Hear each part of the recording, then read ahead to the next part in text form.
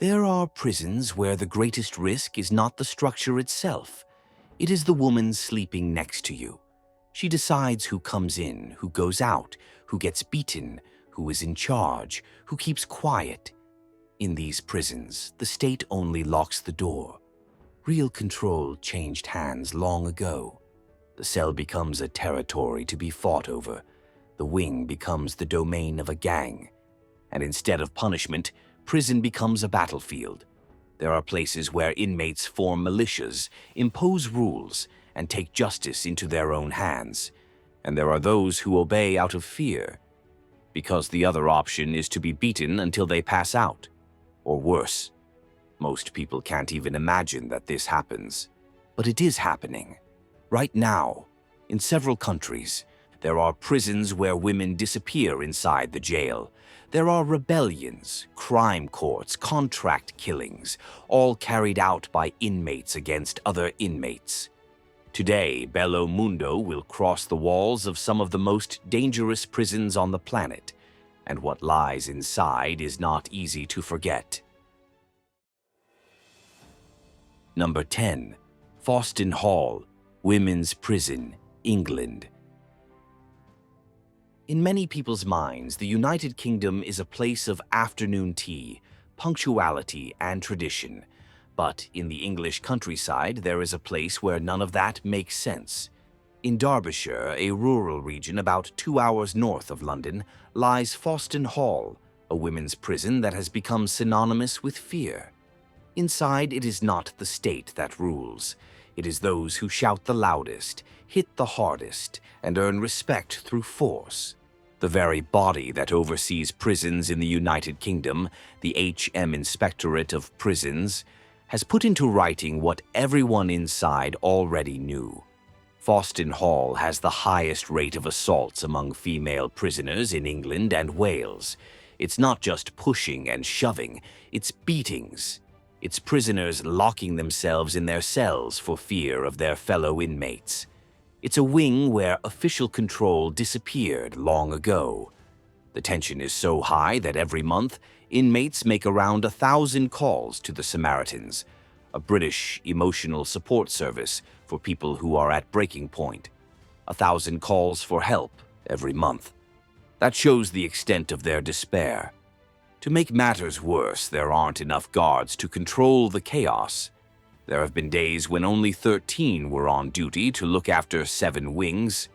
The result? An environment where threat is constant and fear has become routine. A place where fights aren't over food or mattresses. They're about surviving the night.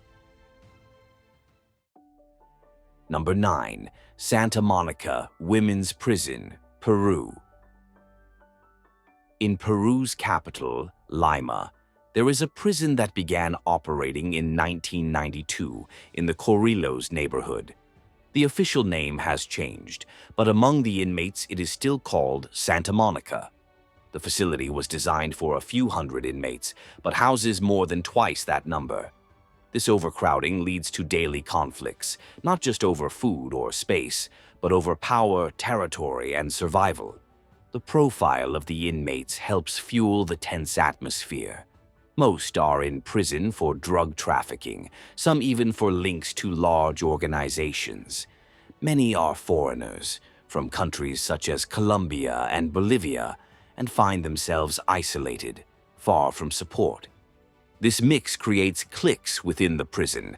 Nationality, money, and length of sentence become bargaining chips. Women who have been there speak of fights everywhere, rivalries for leadership in cells, and theft of belongings. Some get into racial conflicts or disputes over the attention of guards. The tension is so intense that the prison has been the scene of riots in the past, such as the bloody episode of 1992. In short, Santa Monica has become a microcosm of internal warfare. Many inmates see each other as enemies, defenders of territory, or accomplices to violence. Survival there depends on alliances and strength. There is no truce within the prison walls. Number 8. Chowila Prison, United States. In the state of California, in the western United States, there is a small town called Chowila. It is located in the middle of the Central Valley, a rural area known for its plantations and dry climate. And it is there, right in the middle of this isolated setting, that the largest women's prison in the world is located, the Central California Women's Facility. More than 3,000 women are serving sentences there, but the problem is not just the size, it is the environment that has formed inside. Chowila has become the territory of female gangs. One of the most prominent is the Sureñas, which emerged among Latino immigrants in Southern California and grew into one of the largest factions in the United States. Inside the prison, they control wings, organize drug trafficking, and enforce codes of conduct. Those who disobey are beaten, or worse.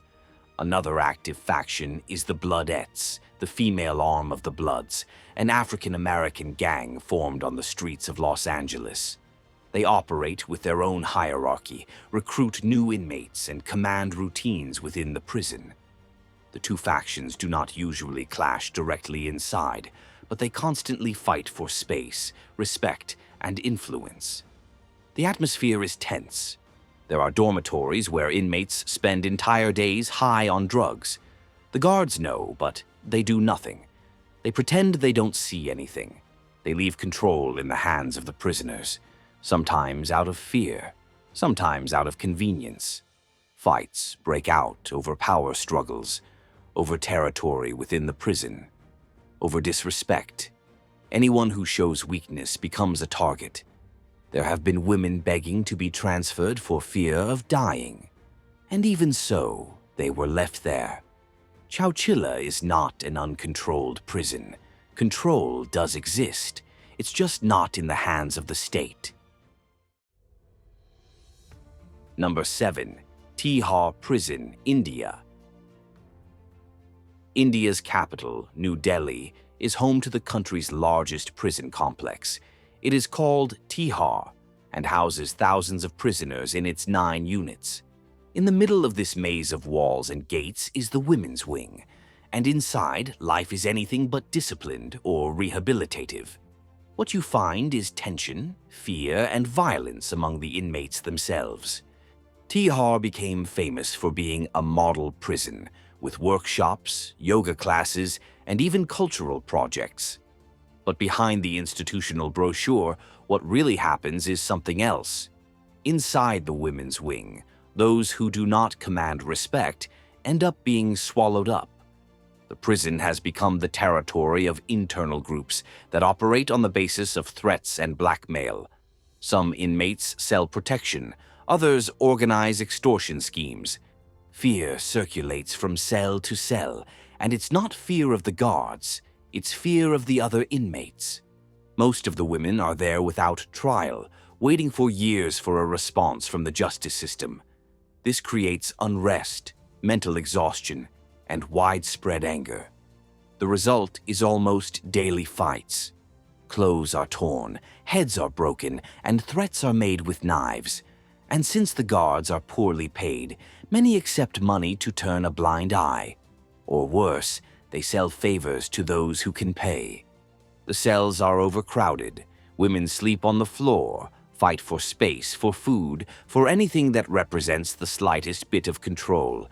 Some blackmail their cellmates just to use the bathroom in peace.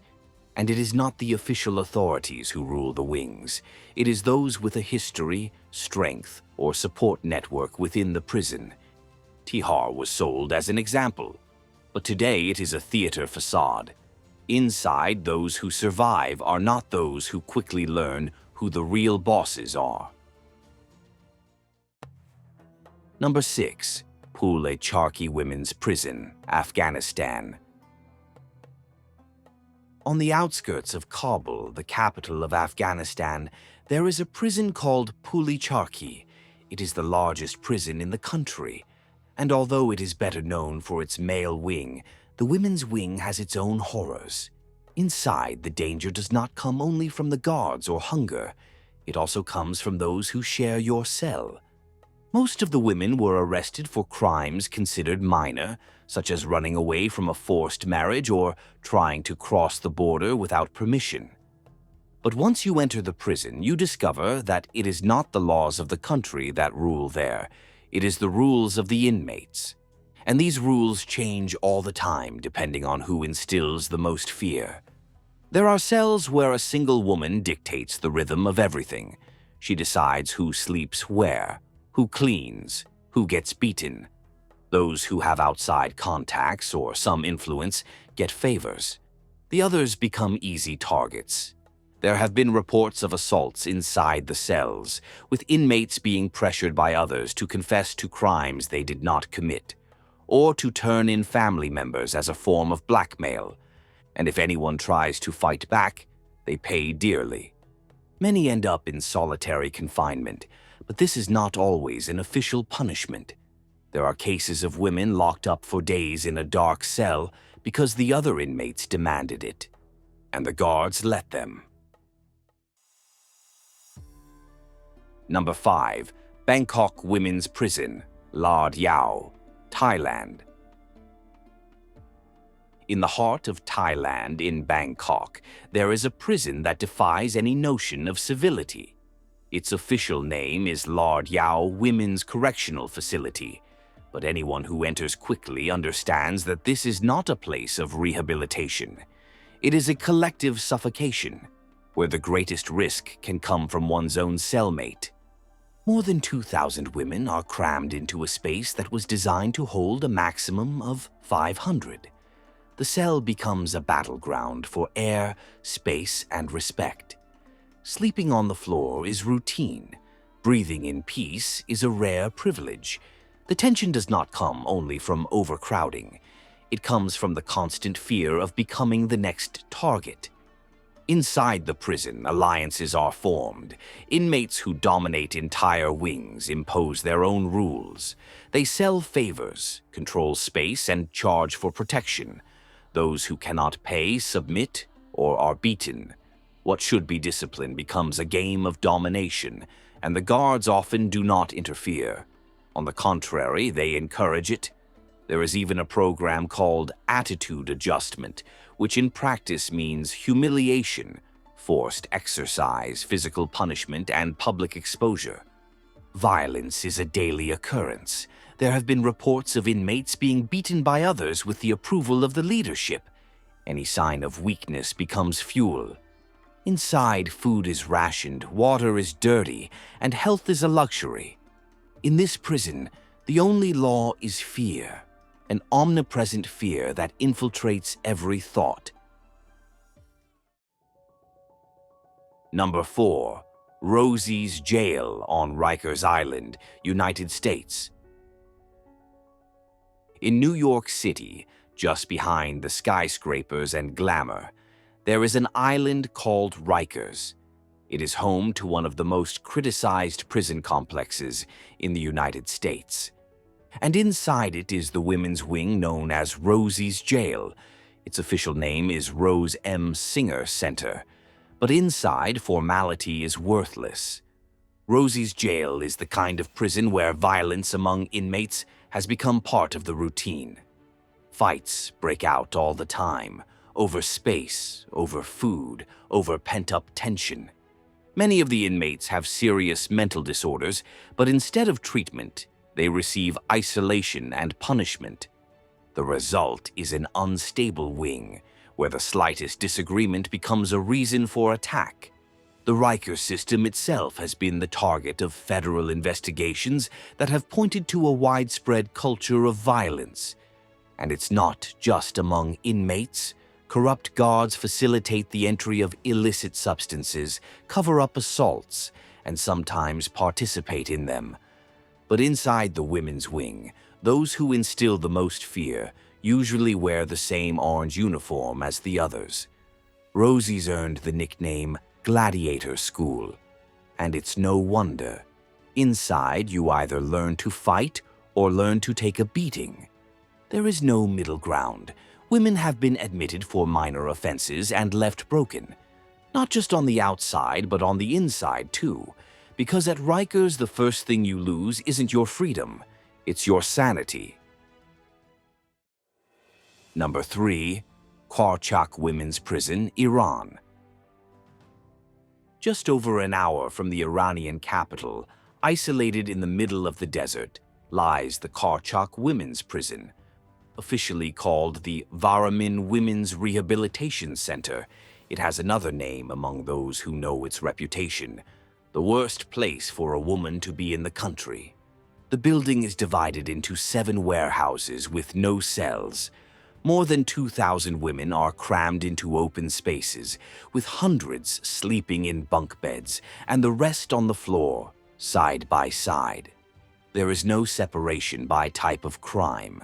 Murderers, drug traffickers, mothers imprisoned for minor offenses or for breaking religious laws share the same floor.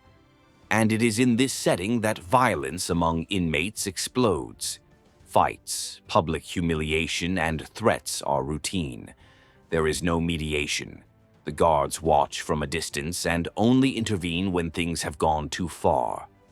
Reports tell of women being beaten by other inmates, forced to give up food, space, or silence. Those who complain are thrown into solitary confinement with inmates in crisis as a form of psychological punishment. This is no exaggeration. It has been documented by international organizations. There is not enough food to feed everyone. Many fight over tiny portions of bread, boiled potatoes, and cold pasta. The tension is constant, and the rules inside those wings are imposed by those who manage to keep fear alive. Number 2. Women's Social Adaptation Center, CEFAS, Honduras. In the rural area of Tamara, Honduras, is CEFAS, the Women's Social Adaptation Center. But there, adaptation is to violence, because it is not the state that rules the wings, it is the gangs. The 2 largest factions in the country fight for space inside the prison. On one side is Pandilla de Zoito, a gang that was born on the streets of Los Angeles among young Latinos and now controls part of the drug trade in Central America. On the other side is Mara Salvatrucha Treze, better known as MS-13, considered one of the most violent organizations in the world. Both have a strong presence in Honduran prisons, including among women. They divide themselves into wings, impose rules, mete out punishments, and control the daily lives of the inmates. On June 20th, 2023, this rivalry exploded. A fight between members of the factions turned into tragedy. Inmates blocked the exits, set fire to mattresses, and attacked rivals with improvised weapons. Gunshots echoed through the corridors. The prison became a battlefield. 41 women died. Some were burned alive. Others were shot at point-blank range.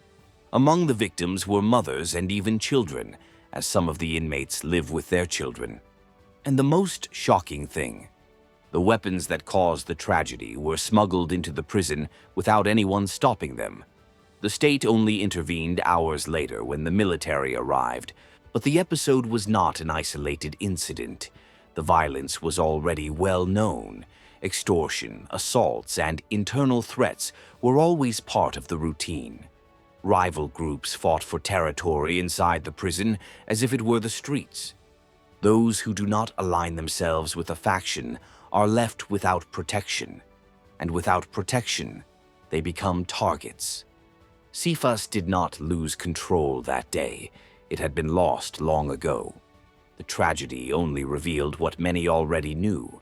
Inside, those who survive do so in spite of the system, not because of it. Number 1. Pedrinias Women's Detention Center, Brazil.